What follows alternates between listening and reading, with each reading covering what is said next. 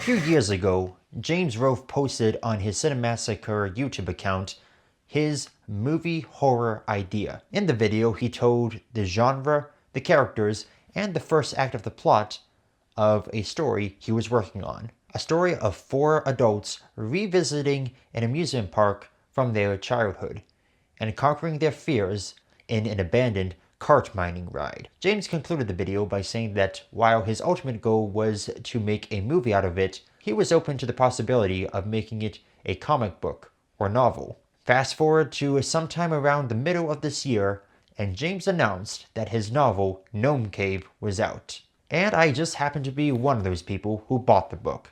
I bought it alongside his autobiography book, which I haven't read and might do a video on someday. Maybe. It's a fairly light read, 21 chapters spread across 91 pages, and if you watch the video that he put out, well, you've pretty much more or less read the first third of this book. Now, as it is with most YouTubers foray into the creative arts, one thing that is very common is to kind of dunk on them, to talk about how awful it is. This YouTuber is making his first step into becoming a legitimate entertainer, and it is not a masterpiece. For one, James mentioned that writing a book allowed him to go into more detail than he would in a screenplay format, but yet it still feels kind of bare bones. You do get the sense that he ultimately does want to make this into a movie someday, which, again, I'm all for, but it feels more like a proof of concept and not an attempt to tell the story in a different medium.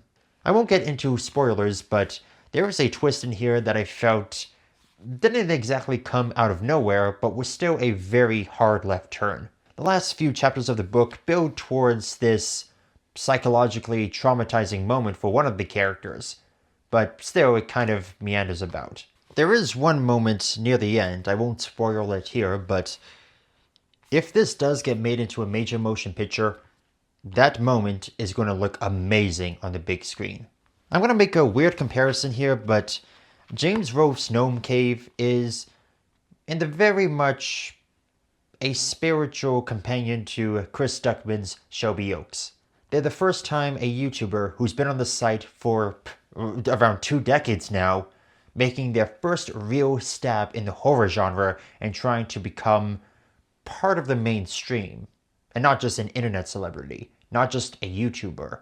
But whereas Chris Duckman's problem is that he seems to fall a lot into similar horror traps, James Rolfe is that he very much wants to make this into a movie, but all he could do was make this proof of concept novella. I do think if he finds himself a good writing partner, he can make it into something special.